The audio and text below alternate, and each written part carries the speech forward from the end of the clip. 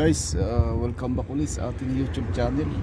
So far, nandito pa rin tayo ngayon guys sa tabing dagat, Cornets dito sa Jeddah pa rin. At tayo nga ay nangingisda ngayon at fishing ba. Fishing muna tayo para ma-relax. Ito lang natin libangan ba. So yun guys, ito welcome back ulit sa ating channel. At hintay-hintay lang tayo, baka tayo makahuli ng ng kahit anong isda rito. Actually dapat Saturday o Thursday night, Friday na fishing kami pero wala hindi natuloy. Kaya ito ako na lang mag-isang tumuloy rito sa Jeddah sa Cornets. Kaya ito standby lang tayo at nang tayo baka sakali makachamba. Bihira kasi makahuli rito sa Jeddah So yun muna guys ang ating update ngayon araw na ito.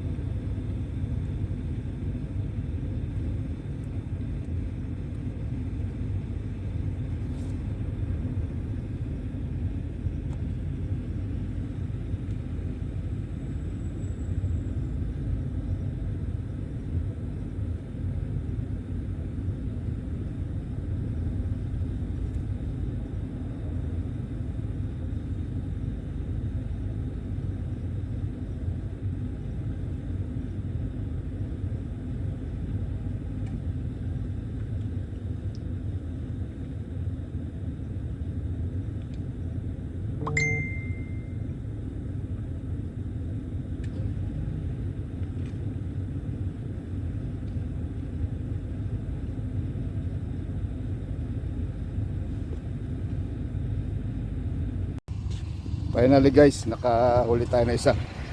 Laki mga siguro kalahating kilo yan. Yan. Huli tayo isa guys. Ang pain natin, hipon. Bakoko. Yan. Kuha tayo na isa.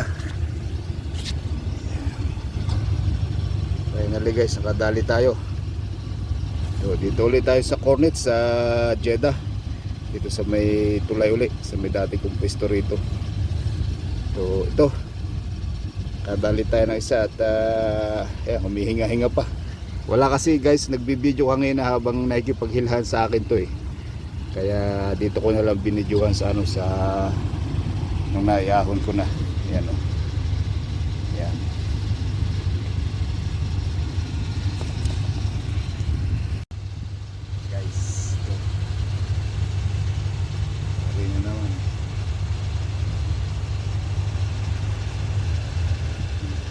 Sige na. Finally guys, nakadali tayo ng isang malaki. Yan, malaki-laki na, mga kalahating kilo. Yan.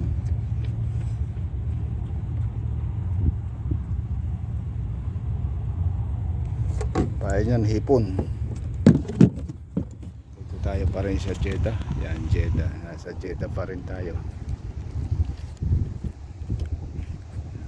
Ayan. Yung sa ilalim ng tulay, yan, tulay.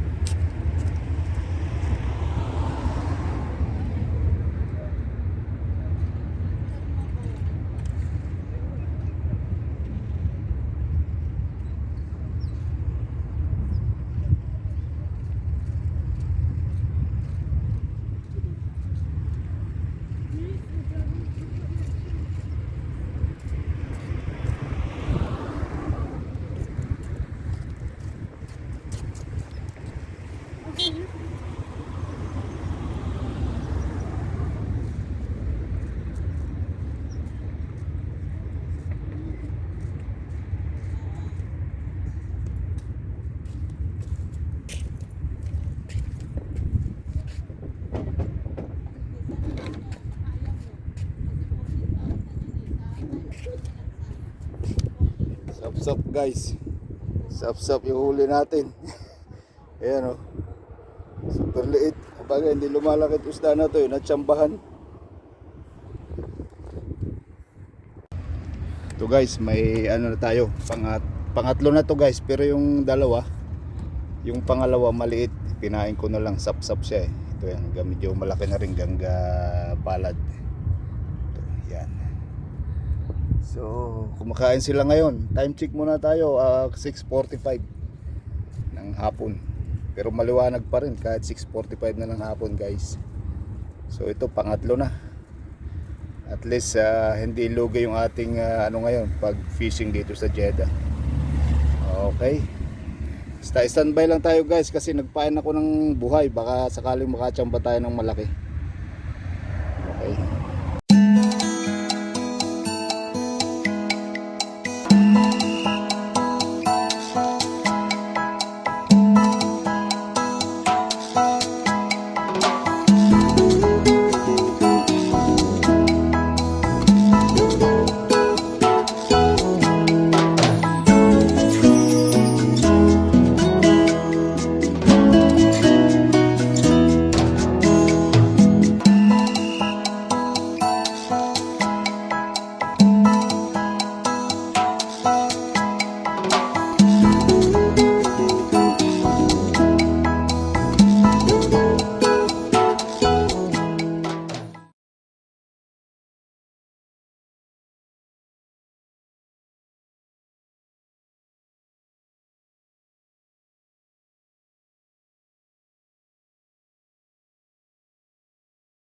So yun nga guys, time check muna tayo. 7:15 ng gabi.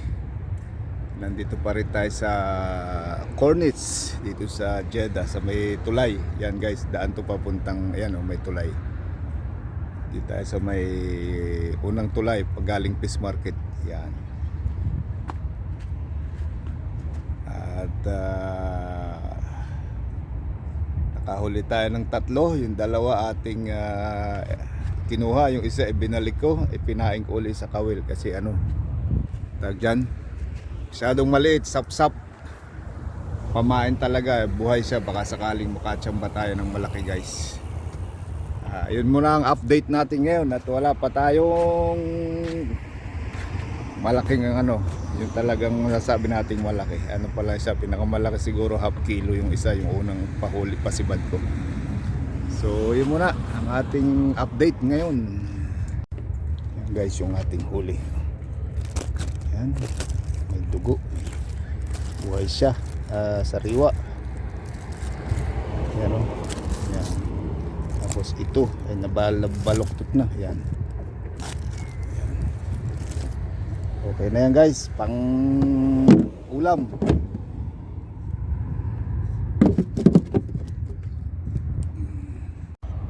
Update muna tayo guys. Nakaano na tayo, 7:45 na ng umaga.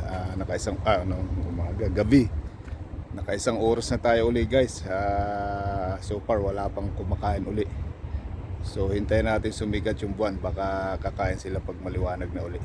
Actually maliwanag dito ng pero siyempre pag gumalaw yung tubig, baka high tide yata.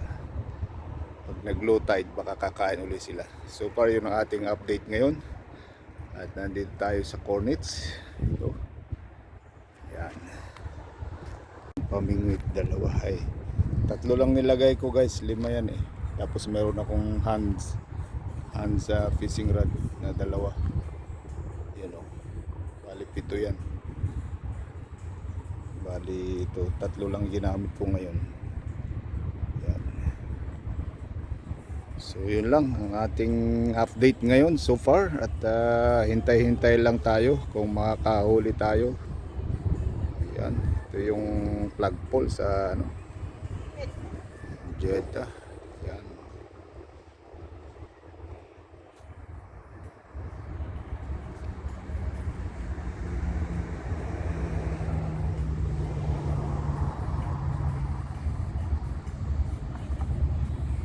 Tapos may nag-aabang dito na 2 pusa. Yan o. Gusto nilang kainin yung binigay ko na sa kanila yung pamain ko isda eh. Bali hipon na lang yung kinakain dito ng mga isda. Kaya binigay ko sa kanila yung isda na pamain ko. So yun nga guys. At tayo ngayon, pinagpala ngayong araw na ito guys. Bali 4 huli natin. Isang suhor na malaki, saka isang bakoko na malaki, tapos isang suhor na gapalad, tapos meron tayong isa na na Yung isa na ano na sapsap, ipinain ko guys, baka makachamba pa tayo ng suhor na malaki. So yun ang ating update ngayon dito sa ating fishing adventure sa Cornets.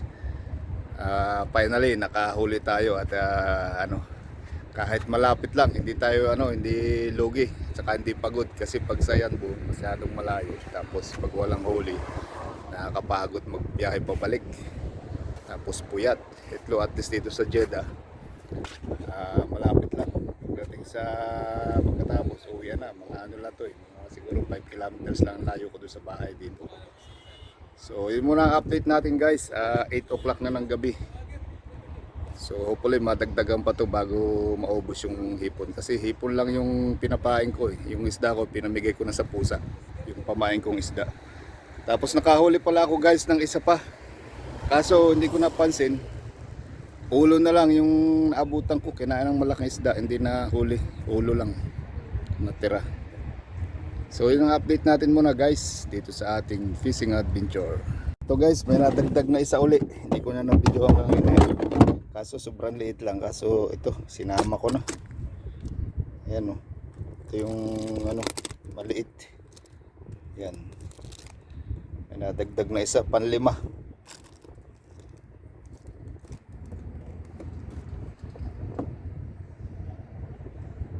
Inuubos ko lang guys yung yung pamain natin. Isa na lang, isa't kalahati, isa't kaputol. Tapos uwi na tayo.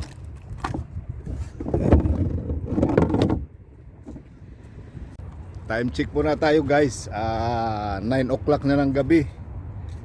So far yung pa rin ang huli natin, hindi pa nadadagdagan. Inahon ko na rin yung paing ko na may paing sapsap kasi walang kumakain ng malaki. Yung ganun lang kalalaki, hindi kalaki yan. Gusto ko kasi mga 5 kilo isang piraso mga 5 kilo, kaso wala tayong makuhang ganun dito. Walang makuha dito sa area na to. Yung nababaloktot ba yung rad paghila. Wala. Pero at least meron na tayong nahuli na ganun na pwede na yun pang ulam. Habang naglilibang nakakahuli ng ulam guys. Yan, ito tayo ngayon. Time check tayo 9 o'clock ng gabi.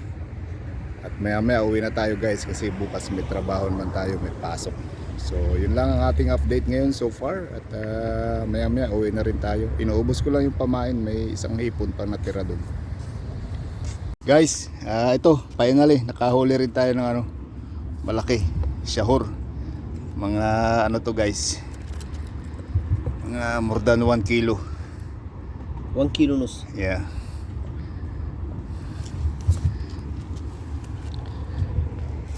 Finally.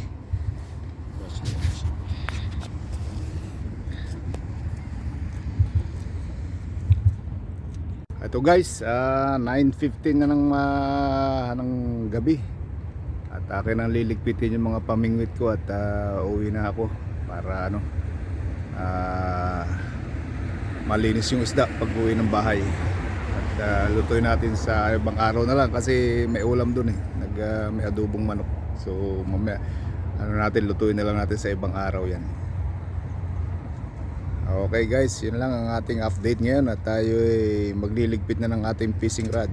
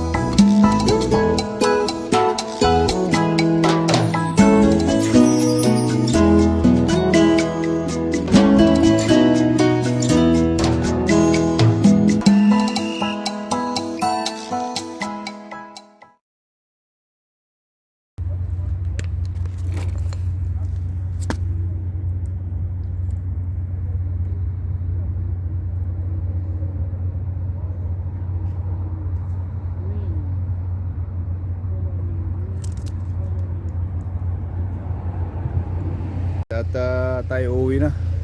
Naligpit ko na yung mga fishing rod at ito, time check tayo, 9:30 na ng gabi kasi lilinisin ko pa yung isda pagdating sa bahay. Tapos bibili pa ako ng tubig kasi wala kaming tubig sa bahay.